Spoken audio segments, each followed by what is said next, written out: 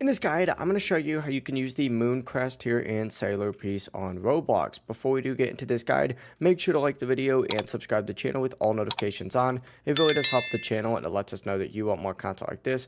We'd greatly appreciate it. And if at any point throughout this guide you had any questions, ask them down in the comment section below and we could help you out further. I'm going to be doing my best to reply to every single comment down there. Now, first things first, find any of the teleporters around the map, just like so, and you need to actually teleport over to Boss Island in order to do this. This is where you're going to find the boss that you need. So go ahead and make your way over to Boss Island, and the Moon Crest, and you probably already know this if you have them, drops from the Moon Slayer boss that you can summon with this boss summoner, just like so.